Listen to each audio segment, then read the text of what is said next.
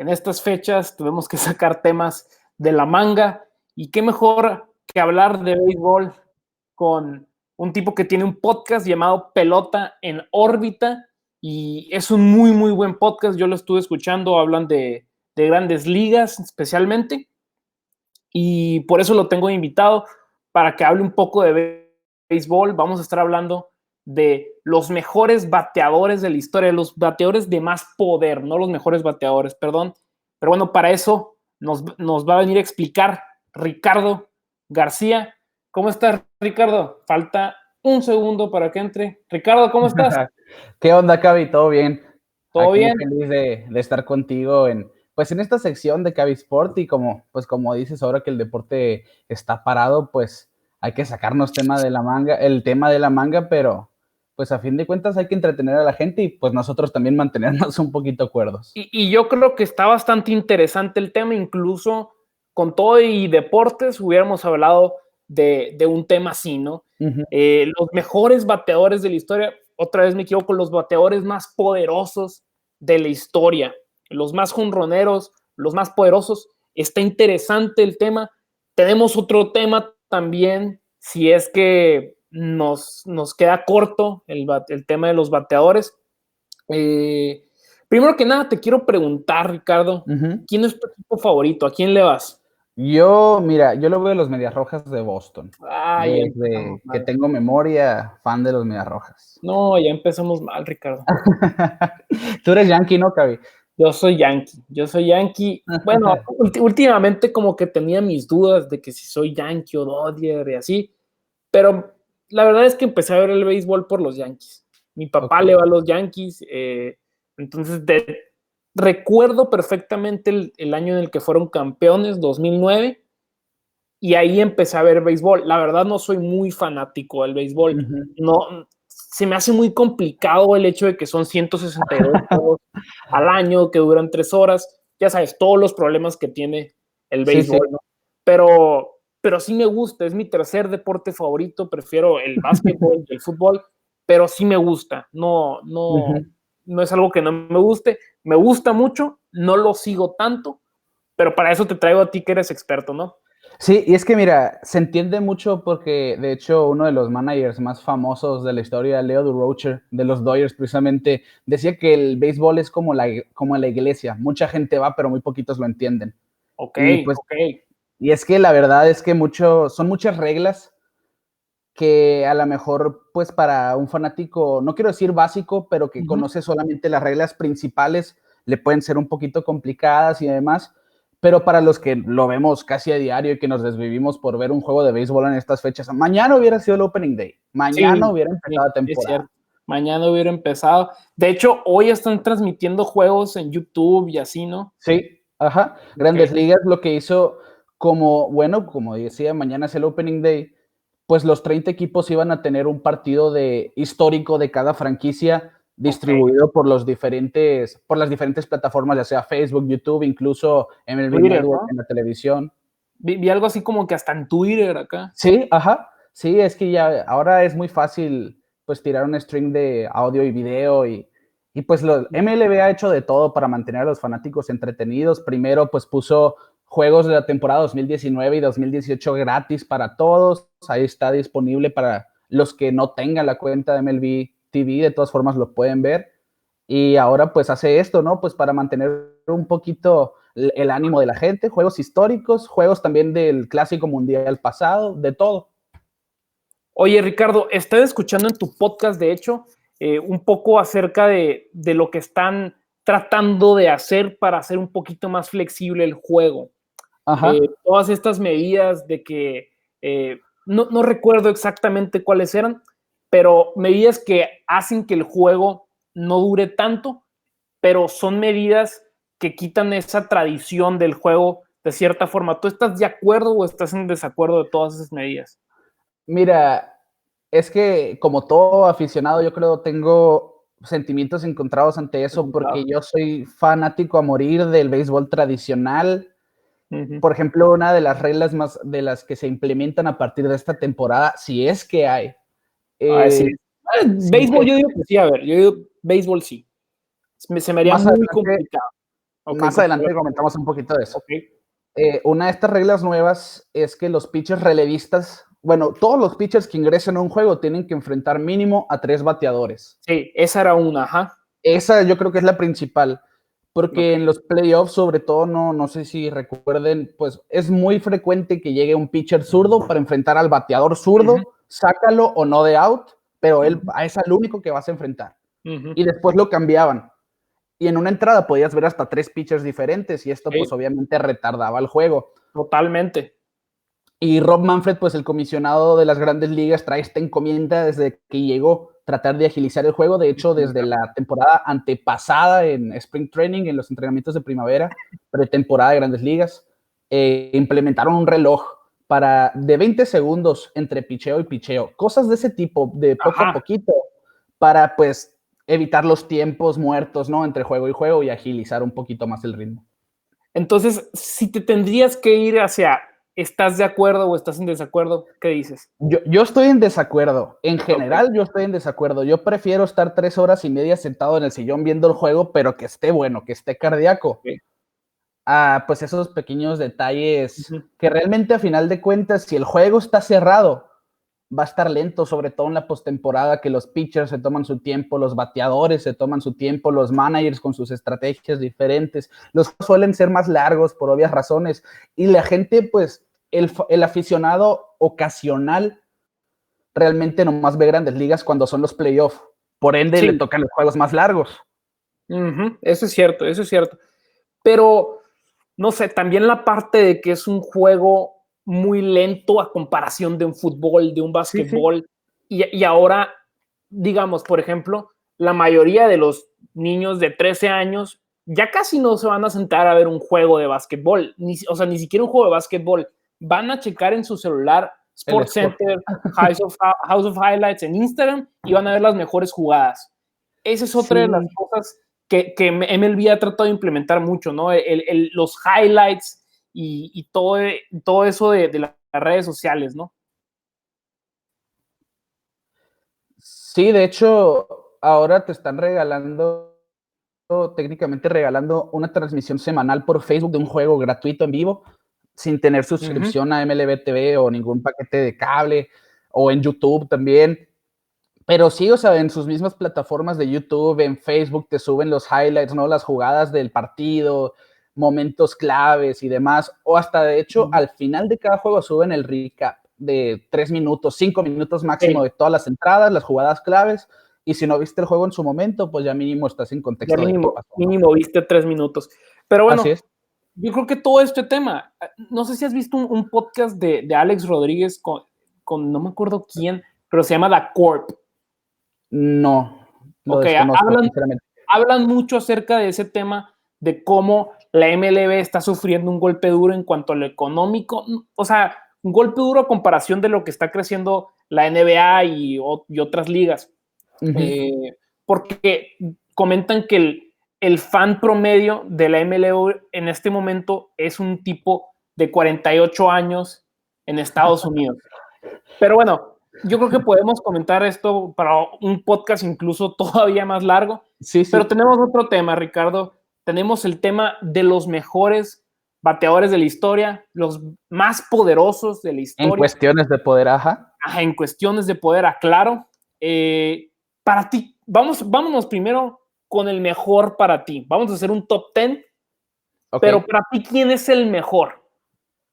El de más poder de la historia, no el que más home runs haya pegado. Porque incluso lo comentaba contigo, es el que tenga más home runs en la historia no significa que es el más poderoso, porque probablemente el que esté en el lugar número 10 haya jugado 5 temporadas menos, pero era más poderoso. Para ti, tu elección, ¿quién es el jugador más poderoso en la historia de las Grandes Ligas? Yo tengo que decir Babe Ruth. Me voy con lo clásico, y es que si bien ya es el tercer lugar de la historia en cuestión de jonrones, fue el primero que llegó a 714 para ser específicos. Él llegó en una era donde la pelota no volaba, de hecho se le llamaba la Dead Ball Era, la era de la bola muerta, porque la pelota, como un juego amateur aquí en Hermosillo, que tú te puedes ir a las ligas llaneras, por decirlo así. La pelota le pegan jonrón, van por ella y siguen jugando con ella. En ese entonces todavía se usaba de esa manera en vez de usar una pelota nueva, ¿no? Okay. Y también no era ilegal en ese entonces que el pitcher raspara la pelota para un mejor grip, un mejor agarre, o que la famosa bola escupida y que cosas por el estilo que pues le facilitaban al pitcher no tener más dominio sobre los bateadores. Bueno, pues este periodo duró como 20 años antes de que Babe Ruth se consolidara como bateador en 1919, le hace como su inicio con los Yankees de Nueva York, porque para quienes no saben, Babe Ruth empezó como pitcher su carrera. Ok, eso yo no lo sabía. Sí, es que eso es algo impresionante porque con los Medias Rojas de Boston precisamente estuvo militando como lanzador abridor y le fue muy bien, tuvo porcentaje de carreras limpias como de 2.40, o sea, números buenos, nada del montón ni mucho menos. Y en su última temporada con los Medias Rojas fue cuando realmente empezó a usar el bat, empezó a jugar como bateador regular. Y tuvo una temporada de 29 jonrones que en ese entonces eran Era muchos, demasiado. por lo mismo que te digo. Ajá, una época donde la pelota no volaba, una época donde los pitchers dominaban, una época donde los estadios incluso eran más grandes en dimensiones. Y él llega pues con 29 jonrones, llamó la atención de todo el mundo. ¿Y qué pasa? Los Medias Rojas de Boston lo venden a los Yankees de Nueva York para financiar una obra de teatro.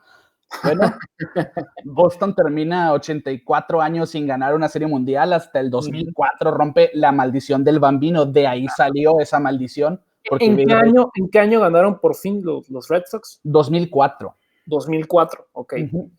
Entonces no fue, a lo mejor algunos tienen la idea de que Babe Ruth fue el que los traicionó. Ajá, no fue así, lo vendieron. En ese entonces los dueños de los equipos tenían un control total sobre sus jugadores, no existía una asociación de peloteros como lo hay ahora, que avale a sus jugadores, que los proteja y les dé beneficios. Simplemente yo te compré, haz de cuenta que te compré un mueble y yo puedo hacer lo que quiera contigo, ¿no?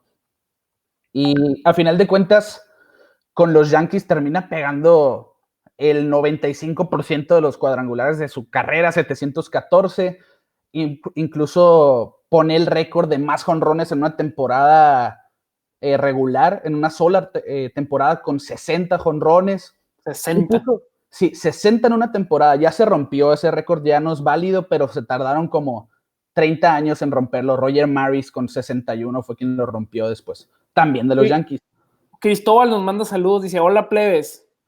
Saludos al Cristóbal, el buen Cristóbal. El podcast de Deportes para Gordos. Saludos al buen Cristóbal. Saludos. Te voy a tener aquí próximamente, Cristóbal. Pero bueno, empecemos ahora sí con la lista. ¿Tienes la lista exacta de tus bateadores más poderosos en la historia? Sí, okay. Para allá voy. Vamos con el número 10, del peor, se podría decir, al mejor. El mejor ya lo dijiste, pero bueno, vamos con el número 10. ¿Quién sería el número 10? Pues mi número 10, técnicamente, pues yo te decía, Babe Ruth, pues, spoiler alert, es mi primero, ¿no? Ya te dije que para mí él es el número 1. Pero mi número 10 tiene que ser Frank Robinson, de los Rojos de Cincinnati. Frank Robinson.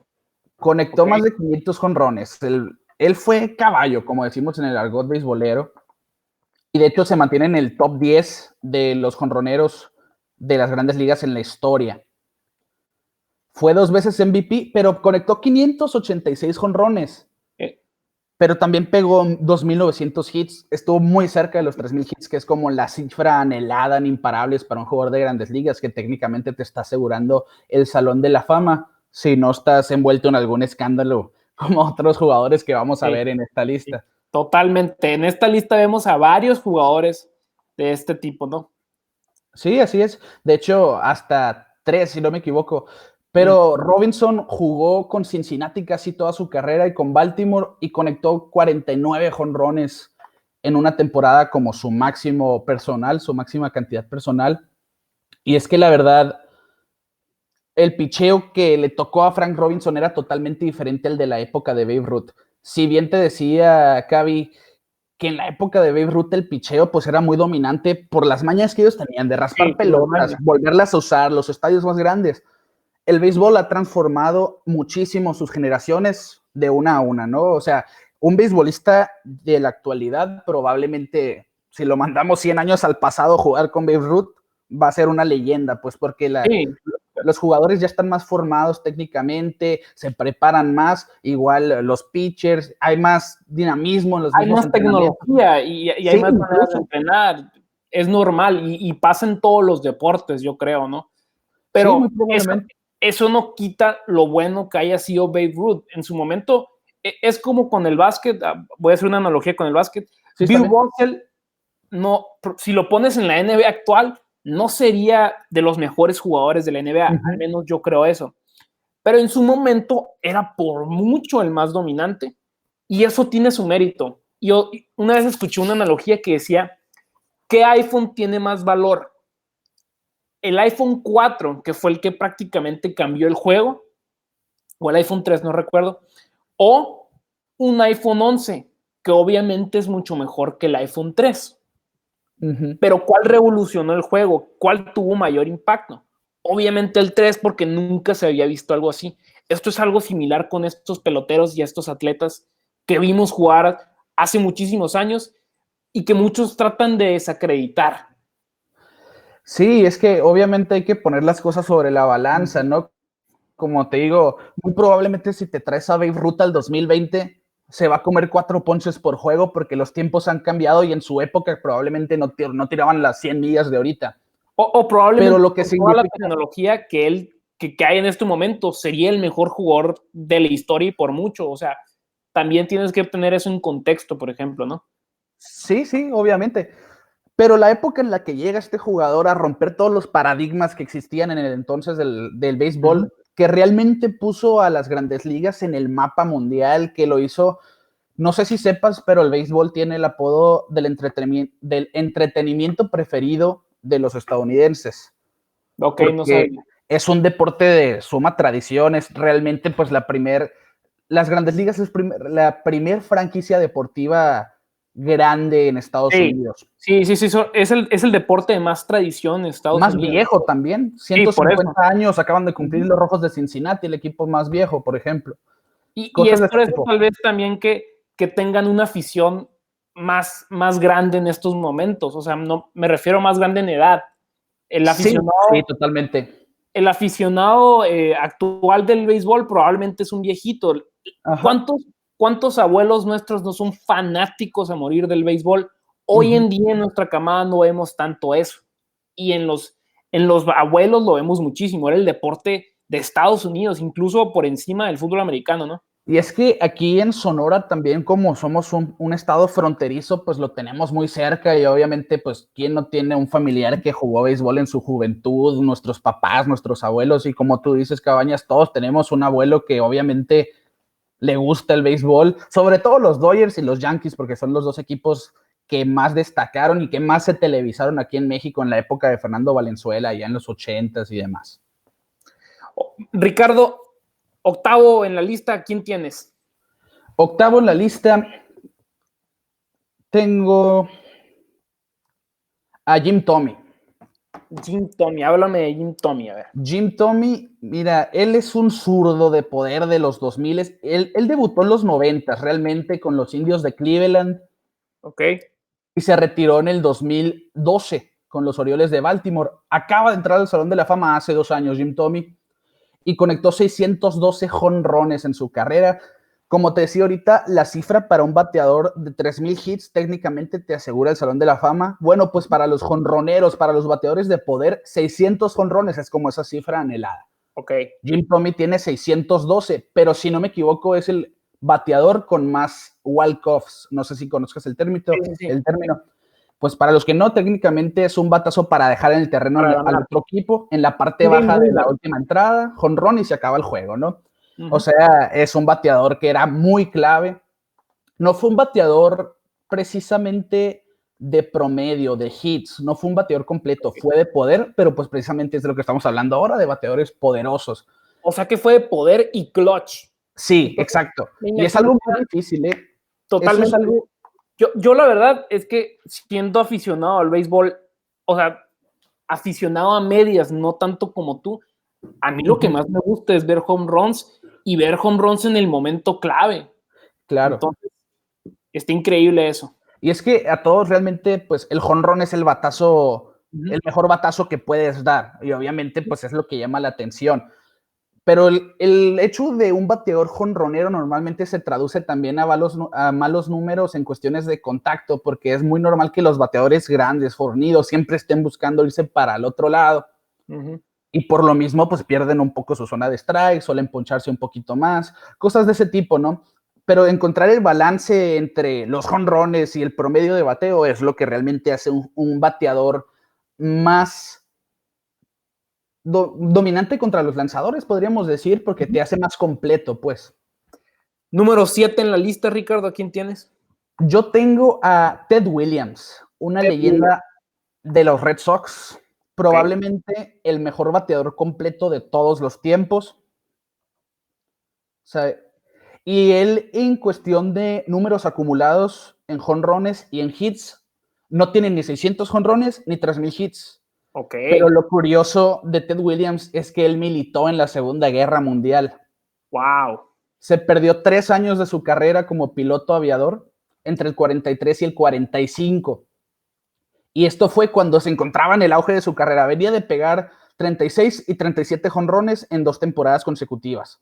Se fue 3 años a pelear contra los nazis al otro lado del mundo, volvió y siguió conectando 40, 38 jonrones. 43 fue el número más alto en su carrera, en una sola temporada. Y aún así acumuló 421 jonrones. 521, perdón. Ok. Con todo y que se fue 3 años a la Segunda Guerra Mundial. Sí, exacto. Y de hecho, promedia 38 jonrones por temporada en su carrera. Saquemos las cuentas. 38 por temporada. Es demasiado. 38 jonrones por 3 son más de 120 jonrones, más de 135 por ahí. O sea, fácil hubiera pasado los 650 jonrones y los 3,000 hits porque se quedó 400 en 3 temporadas. Fácil lo hubiera hecho. Pero a diferencia de Jim Thome, que te decía que es un bateador de puro poder, sólido y clutch, Ted Williams era un bateador 100% completo. La única hazaña que no se ha roto en los últimos años es el promedio de bateo en una temporada colectiva de 400. Ok, pero ¿cómo quedó una temporada colectiva? En una temporada completa. Ok. Sin contar los playoffs, en pura temporada regular. 162 juegos. Tuvo 400 de porcentaje. Batió 400 de porcentaje de bateo y lo hizo 2 veces en su carrera, de hecho. ¿Nadie ha podido lograr eso otra vez? Mande. ¿Nadie lo ha podido lograr otra vez? No. El último que estuvo cerca de ese número fue Tony Gwynn, que era un bateador de los Padres, Salón de la Fama también. Y bateaba de 394, pero la temporada, para su mala suerte, entró en paro laboral por cuestiones de los jugadores con los directivos de la liga y se acabó la temporada, no hubieron playoff, no hubo nada, y Tony Gwynn ha sido el más cerca en llegar a esa hazaña, ¿no? De 400 de bateo. Ricardo, y fue 94, por ahí. Ok. Ricardo, ¿tu sexto jugador más poderoso en la historia?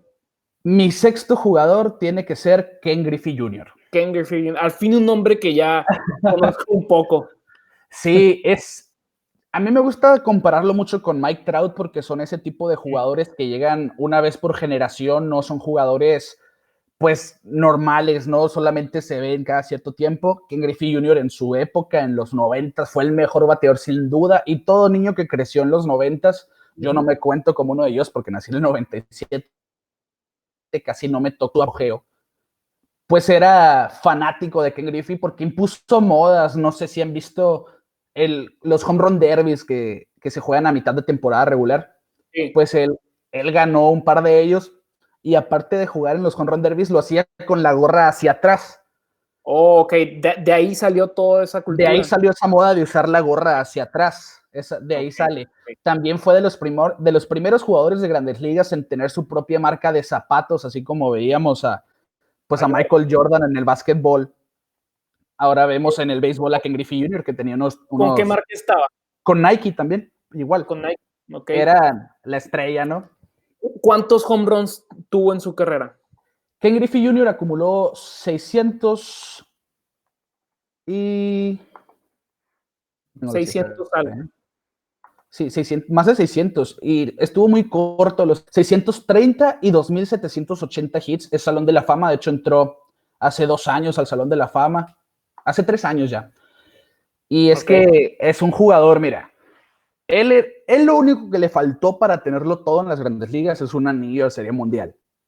Porque estuvo con los Mariners casi toda su carrera, después con Cincinnati y se retiró finalmente con los Marineros otra vez, sus 2 últimas temporadas, que a mí realmente me tocaron esos años de Ken Griffey Jr., de los 2005 hacia adelante, hacia el 2010 que se retiró y ya lleva de bajada, ¿no? Es muy difícil en Grandes Ligas tener el ritmo con el que inicias, porque son temporadas largas y pues te gana la edad, llegan jugadores jóvenes y como todo en el deporte profesional, tus últimos años normalmente se ve un bajón, no quiero decir de talento, pero sí de numeritos. Sí, totalmente. Era un jugador clave. Los deportes. Y oye, Ricardo, qué curioso, ¿cómo dijiste al principio, hablando de Ken Griffey, que se parece mucho a Mike Trout y luego mencionas que no tuvo ningún anillo? Exacto, mira, son esas cosas. Qué curioso, como Mike Trout ni siquiera ha estado en playoffs, ¿no? O ni siquiera ha ganado un partido de playoffs. Sí ha estado en playoffs, pero creo que no ha ganado un juego. No ha ganado ni un solo juego de playoffs, ajá. Pero cuidado con los angelinos, se están armando bien, ahí hicieron buenas contrataciones. Les falta picheo, a mi punto de vista, pero... Pregunta rápida, ¿es el mejor jugador del mundo actualmente Mike Trout? Sí, fácil, ok. Sí, quería estar seguro nomás. Y es que, mira, en el béisbol hay 5 herramientas. Velocidad, poder, contacto, guante y brazo. Y Mike Trout lo tiene todo. Sí. Jugador que tiene las 5 herramientas es un jugador que llega una vez cada generación. ¿Tu quinto jugador más poderoso en la historia, quién es? Albert Pujols. Oh, me encanta Albert Pujols. Mira, Pujols personalmente es uno de esos jugadores que a mí me emocionan desde que prendí la tele de niño. Sí. Porque él debutó en el 2001 y fue el novato del año. Ok.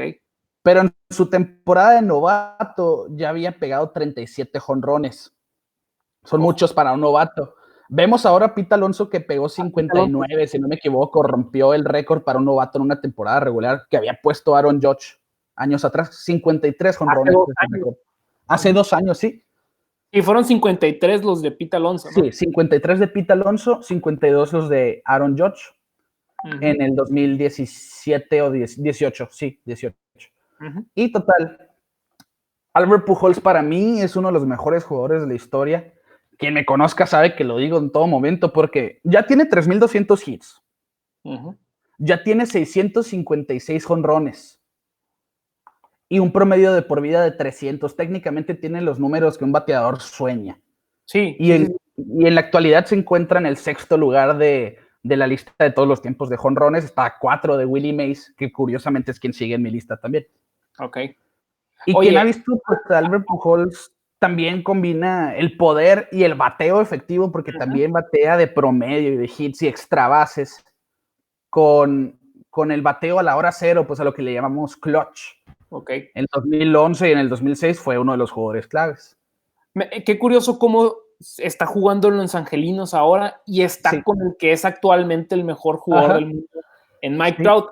Te quiero hacer una pregunta y quiero que la contestes así nomás rápido. ¿Mike Trout en su prime o Albert Pujols en su prime? Mike Trout en su prime. Es que son jugadores muy diferentes. Es que Pujols es un bateador. Es más de poder. Es que mira, en el béisbol hay muchos perfiles de jugadores diferentes. Hay gente que te va a decir que para ellos Ricky Henderson es su mejor jugador en cuestión de gustos, porque hay gente que le gusta el juego rápido, que los robos de bases, que los bateos y corridos, toques de bola. Ricky Henderson es considerado el mejor primer bat de la historia, porque se envasaba con un toque de bola, te robaba segunda y te robaba tercera. Y por el otro lado hay jugadores como Mike Trout, que como te puede pegar home run, te puede pegar un sencillo y robarse las 2 bases, o jugadores como Albert Pujols, que si tienes las bases llenas con él, te va a pegar el hit. Ajá, o un home run. Ajá, sí. Hay bateadores que son específicamente bateadores, que por eso existe el premio, se llama Hank Aaron Award, que se le entrega al mejor bateador colectivo, números colectivos. Es el segundo mejor premio que puedes tener después del MVP. Ok, ese fue tu quinto pick, Albert Pujols. Rápidamente, ¿cuántos home runs dijiste que tenía Albert Pujols? 656. Y yo sinceramente espero que llegue a 700. Para mí va a ser el cuarto en llegar a 700 home runs. ¿Cuánto tiempo le queda de contrato a Albert Pujols? Tiene, si no me equivoco, 3 temporadas más. De veras, aquí tengo y fue un contrato increíble, ¿no? Similar al de Alex Rodríguez. No, más grande incluso. Pero sí, fue un contrato. Mira, es que él ya estaba grande cuando llegó a los Angelinos. Tenía tenía 32 años. 32 años. Pues en el béisbol técnicamente ahí empieza tu picada, ¿no? El prime del béisbol es entre los 27 y los 31. Esos 4 años normalmente son los más fuertes. Pero hay jugadores que se aguantan de los 30 y tantos hasta los 40 incluso, ¿no? Sí, es que es un deporte tan diverso que pues hay muchos casos, ¿no? Por ejemplo, vimos al Big Papi David Ortiz en su temporada de 40 años, su temporada del retiro, batió de 300, pegó casi 40 jonrones, impulsó más de 120 carreras. Yo veo muchos más beisbolistas de 38, 40 años que futbolistas o basquetbolistas. Por eso digo que todavía a los 32 años sigues estando en buen nivel. Sí. No sé. Pero a ver, nos quedamos en el cuarto ahora, ¿no? Dijiste Albert Pujols, cuarto bateador más poderoso en la historia. ¿Para ti quién es? Willie Mays. Willie Mays. Willie Mays fue considerado el mejor jugador de su época, así como hablamos de Ken Griffey, como hablamos de Mike Trout. Willie Mays era ese jugador completo durante la época de los 50s, con los Gigantes, que ahora son de San Francisco, en ese entonces eran de Nueva York, jugaban en el Polo Grounds. No sé si has visto ese campo, ese estadio. No lo he visto. Es un estadio gigante, está gigantesco. En dimensiones, por las esquinas, lo que es el jardín izquierdo y el jardín derecho está un poco más cerca, pero el jardín central está muy, muy amplio. Muy, muy amplio. Los invito a los que nos acompañan a que busquen imágenes de Polo Grounds en Google. Se van a ver un poquito de lo que hablo, y este jugador sacaba la pelota en ese estadio colosal. Estamos hablando, pues, para sacarla le tenías que pegar bastante fuerte. Y Willie Mays en su momento fue el jugador que se acercó más a Babe Ruth y Hank Aaron. Con los 700 jonrones, pegó 660 jonrones, pegó. ¿600 cuántos, perdón? 660. 60. Okay. Tomando en cuenta lo que les digo de un estadio, su estadio regular, ¿no? Donde jugaba en casa, muy grande. Y también, pues, en esa época se mantenían los estadios amplios de los años 20 y 30, porque realmente los nuevos estadios de grandes ligas empezaron a llegar en los 60 en adelante. Ok, ¿tu tercer jugador más poderoso en la historia es? Tiene que ser Barry Bonds. Barry Bonds. Tú no lo castigas.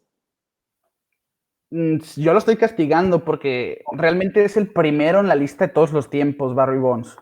¿Sí? Yo lo pongo en mi tercer puesto, porque pues sí, lo castigo, Cavi, totalmente involucrado con el escándalo de las esteroides.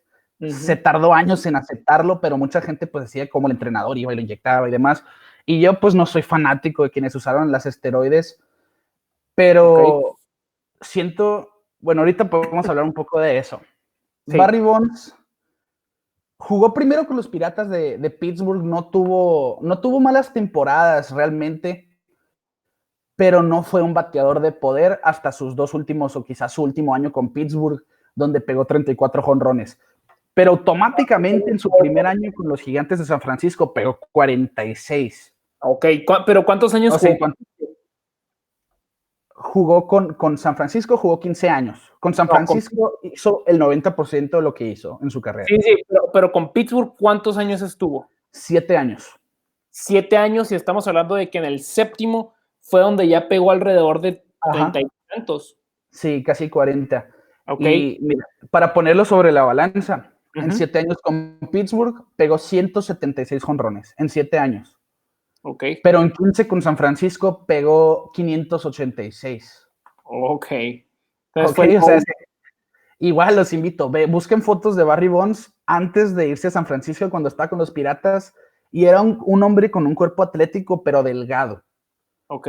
Y con los Gigantes de San Francisco fue un hombre totalmente fornido, ya más grande en cuestiones fisiológicas y empezó a pegar jonrones a montones. De hecho, él tiene el récord actual de más jonrones en una temporada.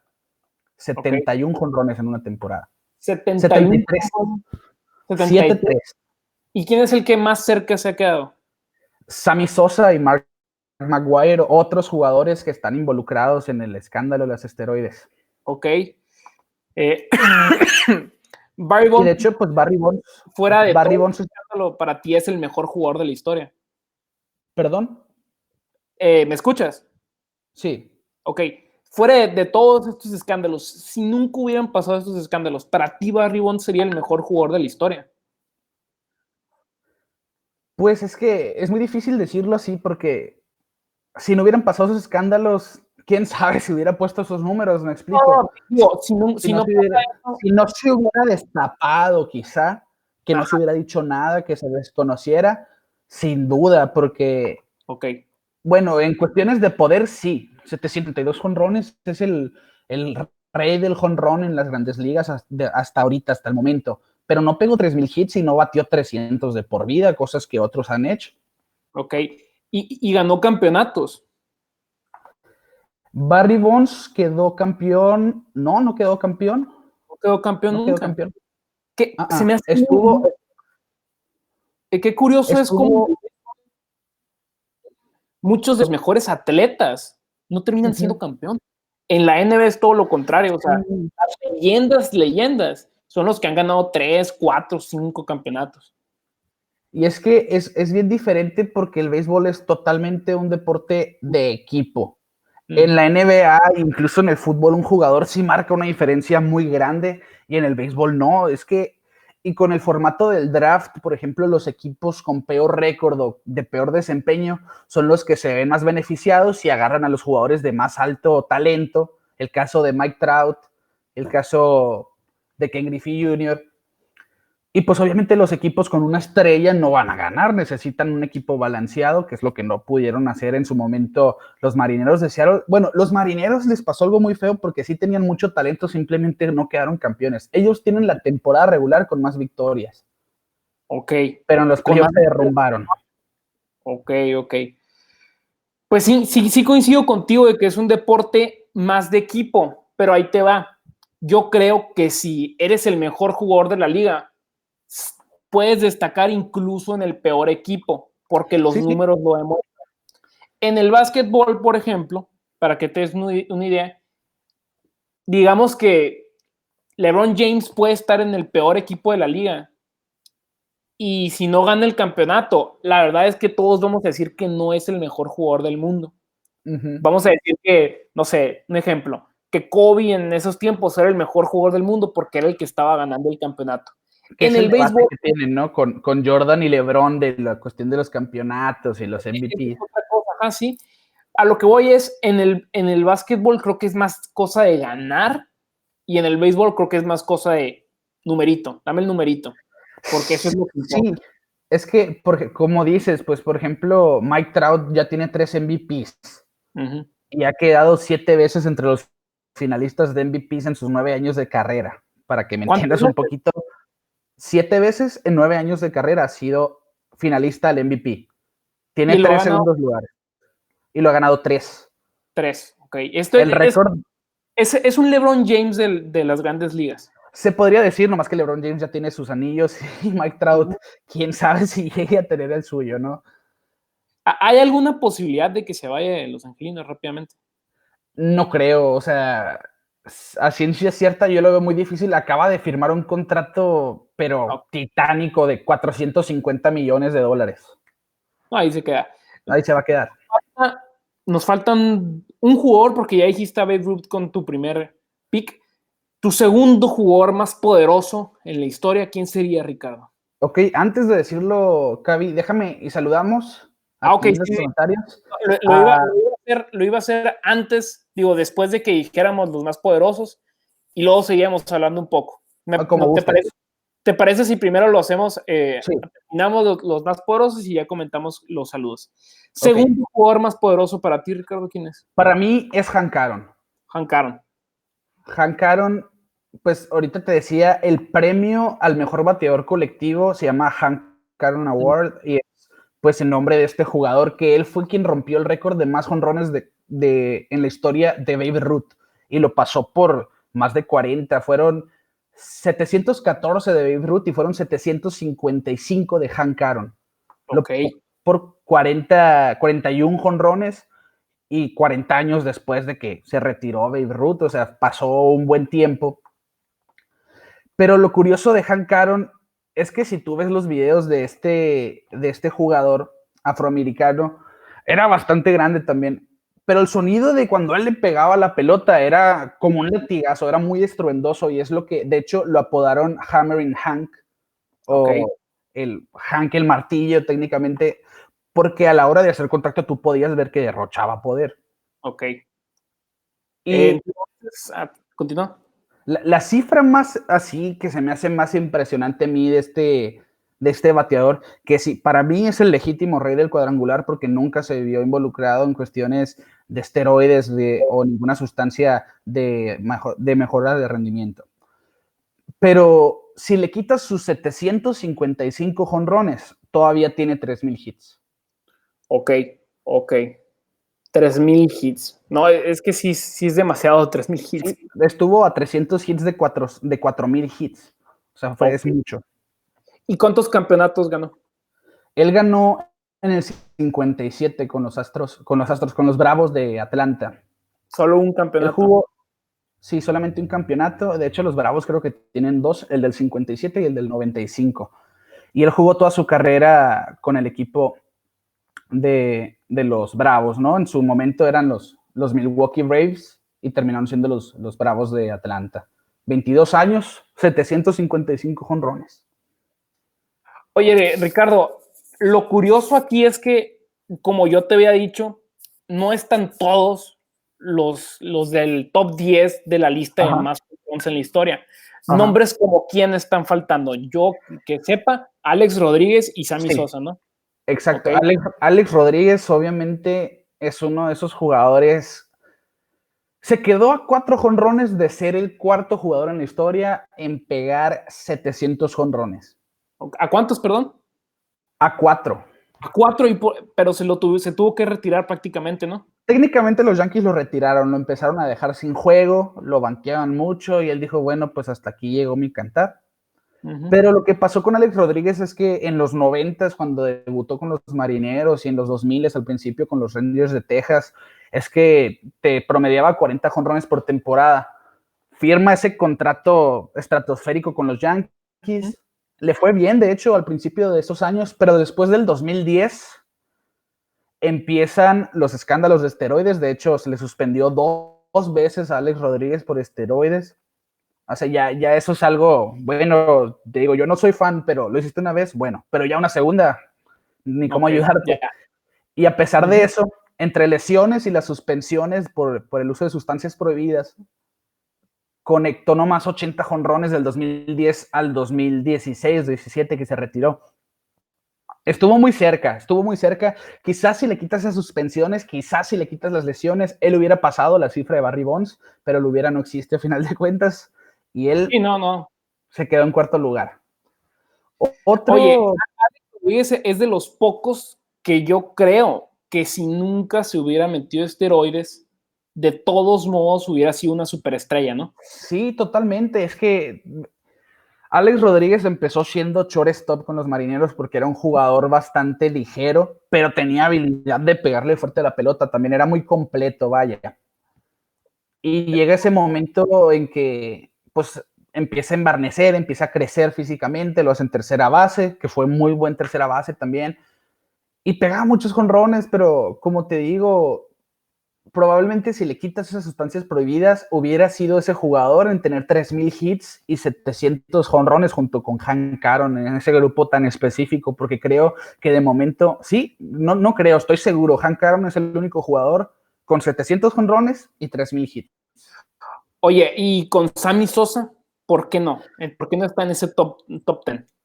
Es que Sammy Sosa, mira, si hablamos de gente que está así como manchada en su carrera por cuestiones de trampas, de esteroides, de anabólicos y de sustancias prohibidas, Sammy Sosa está embarrado con todas ellas y aparte, pues entra ahí ¿cómo se llama? La polémica de su bat con corcho, un bat arreglado. Okay. Pero yo lo que pienso, Cabañas, esos jugadores de esa época, lo que es Barry Bonds, Sammy Sosa, Mark Maguire y José Canseco, sí deberían de entrar al Salón de la Fama. Yo no estoy a favor de las esteroides, para nada. Barry Bonds, Alex Rodríguez, todos deberían entrar al Salón de la Fama. Alex Rodríguez no. Ok, ahorita ahorita te explico. Okay. Pero es jugadores que durante los 80s y los 90s, cuando Grandes Ligas entró a su paro laboral, se encontraron una crisis de que los estadios estaban solos, la gente realmente... Sí. O sea, la MLB prácticamente sabía lo que estaban haciendo y luego les dieron la espalda, ¿no? Se rumora, es que parece que es una conspiración. De hecho, hay un libro muy famoso de José Canseco, precisamente, que se llama Just, donde solapó a todos esos jugadores, ¿no?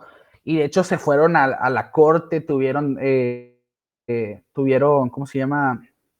Juicios penales donde estuvieron pues atestiguando sobre esto, si usaron o no. De hecho, casi nadie de ellos dijo que usó esteroides hasta años después de sus retiros, ¿no? Respectivos. Pero realmente Mark Maguire y Sammy Sosa, sobre todo ellos dos, tuvieron una carrera en una temporada precisamente, no recuerdo el año, donde se estaban compitiendo el récord de más jonrones en una temporada que a finales se lo quedó Mark Maguire y ya después lo rompió Barry Bonds. Pero por eso te digo, ellos llegaron a dar un espectáculo, sí, con sustancias prohibidas y demás, pero realmente pusieron otra vez al béisbol así en la expectación del público en general, llamó otra vez a llenar los estadios, la gente quería ir a ver ese show, y es por eso que yo te digo, bueno, pues sí, ya se les castigó bastantes años que no entran al Salón de la Fama, pero fue una época donde realmente se necesitó y ayudó. Ya después de esa época es donde yo te digo, todo el que se metió algo, sí, dejarlo fuera, como el caso de Alex Rodríguez, que no fue una vez, pues fueron varias y todavía estuvo involucrado en el caso de biogénesis, que son sustancias prohibidas de otro tipo. O sea, tuvo entre 2 y 3 relaciones con ese tipo de sustancias. Ricardo, ahora sí vamos a comentar los saludos. Jesús Abraham García, salúdame, Ricardo. Saludos al buen Abraham, al orgullo de Guasave, cómo no. Alfredo Islas dice, el buen amigo Ricardo, una enciclopedia viviente, saludos, estoy de acuerdo, es una enciclopedia de béisbol, Ricardo. Hugo saludos, López, Alfredo. Salúdame, Ricardo. Saludos, Hugo, saludos. Agustín Hurtado, Ana Sofía Suflé, Agustín Hurtado, no entendí. Parece que es una etiqueta. Muy probablemente. Hola, Ricardo García, Beto salió. Hola, Beto. Saludos a todos los que nos acompañan. Pues bueno, esos son los mensajes que tenemos. Sigamos hablando un poco del tema. Ricardo, yo sí estoy a favor de los esteroides, en cierta forma. Por lo mismo que tú dices. Yo veo ahorita el béisbol, no creo que sea uno de los deportes más interesantes para el fan común del deporte en general. Un fan casual del deporte no se va a fijar primero en el béisbol antes que el básquetbol, que el fútbol, ni que el fútbol americano. ¿Ok? ¿Estás de acuerdo en eso, por ejemplo? Hoy, en la actualidad, te tengo que decir que sí. En la actualidad. Porque antes el béisbol, y por eso se le dice los deportes. Nos vamos 20 años para atrás y sí, el béisbol todavía era el rey de los deportes. Para mí sigue siendo el rey de los deportes en cuestiones de las reglas y de lo que compone el juego en sí. Pero en cuestiones de afición, de fanáticos, de cuestiones de numeritos, de audiencias y todo eso, yo estoy consciente y totalmente de acuerdo de que son el tercero en ese orden después de la NFL y la NBA. Ajá, si no contamos el fútbol, porque en Estados Unidos el fútbol todavía no ha crecido a esos niveles. Pero a lo que yo voy es, ¿por qué estoy de acuerdo? Por lo mismo que tú comentas de que en esos tiempos era necesario este tipo de jugadores. Yo creo, Ricardo, que hoy en día, con la época en la que estamos viviendo, una época en la que ya había comentado, con estos aparatos, queremos ver highlights, queremos ver los mejores highlights de todo el mundo.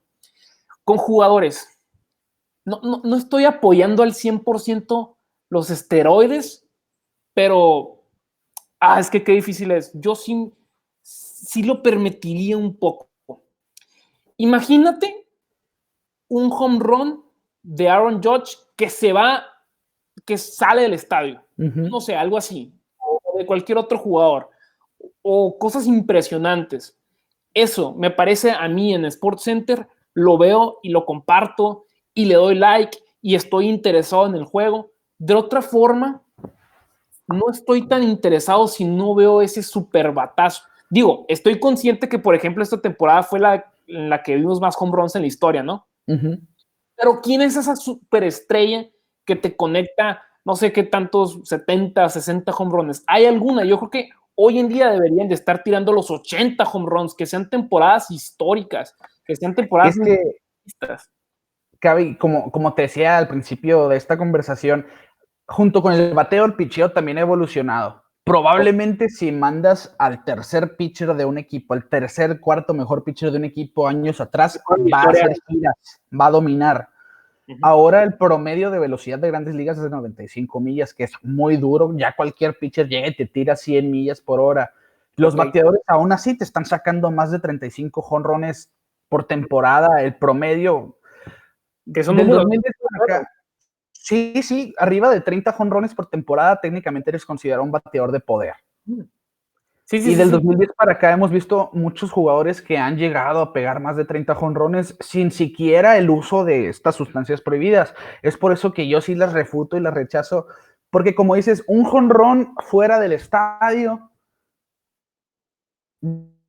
ya se han visto y por jugadores limpios. Y estamos hablando que la política de Grandes Ligas de las sustancias prohibidas es bastante acosadora. Literalmente les llegan a sus casas, oríname aquí, por favor, mañana te damos los resultados. Y cosas de ese tipo. Giancarlo Stanton, sí, no sé si lo ubiques, de los Yankees ahorita. Sí.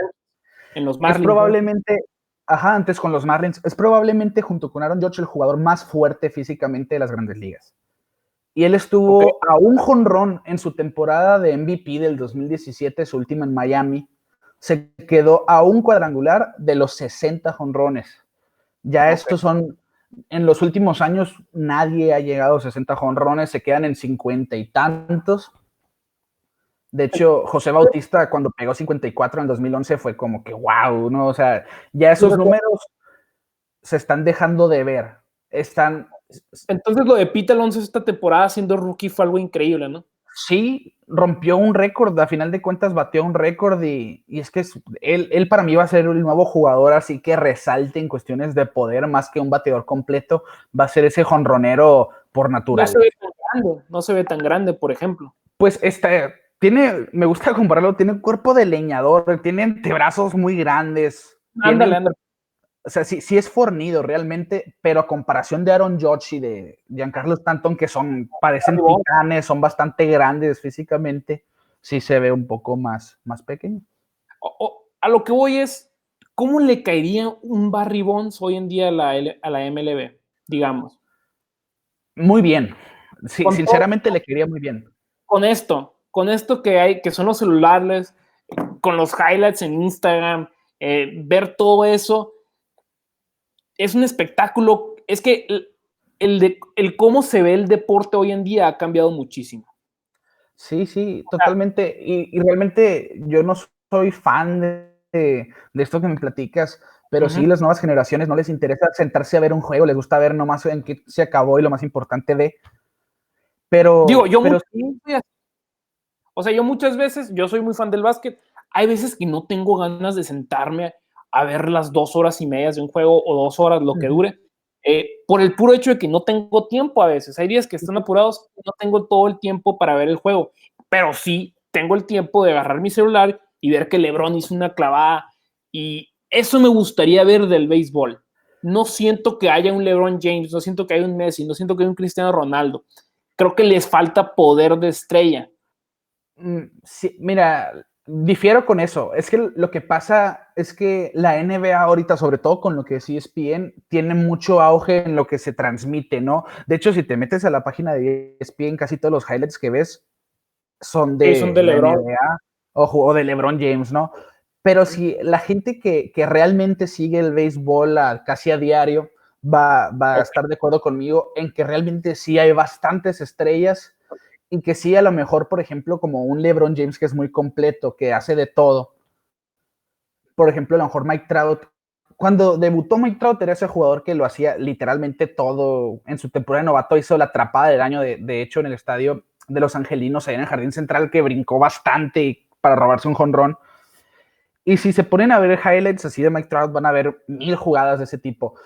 Pero realmente, si ven highlights de Grandes Ligas, van a ver jugadores que son titulares, más no son superestrellas completas, no son de este tipo de jugadores, pero que hacen jugadas que te van a dejar, pero con la boca abierta y vas a pensar en esa jugada cada vez que te mencione un juego de béisbol. Es que no estoy diciendo que no haya jugadas espectaculares. Hay muchas. Yo me he metido a ver la página de la MLB y digo, ok, esto está muy bien. Pero yo, por ejemplo, con Cavi Sports, subo algo de, no sé, digamos, Gary Sánchez, ¿ok? Que hizo una jugada espectacular. No es lo mismo a que si subo que Aaron Judge la hizo. Ok. Yo creo que Aaron Judge y Mike Trout son los más famosos hoy en día, ¿no? Y probablemente sí, Aaron Judge, desde que llegó a los Yankees, por el simple hecho de ser la superestrella de los Yankees, pues ya llama muchos reflectores, pero yo tengo que decir, entre Mike Trout, Mookie Betts, Christian Yelich, Cody Bellinger, sí, es que en el béisbol son 30 equipos, cada equipo tiene 9 jugadores titulares y obviamente pues va a tener una superestrella, podríamos decir, por equipo, pero entre otra vez lo que tú me dices de las jugadas. Si Gary Sánchez hace una jugada a que la haga Mookie Betts o Aaron Judge, obviamente pues la gente muchas veces no entienden la complejidad de ciertas jugadas y pues no te llaman la atención a la vista.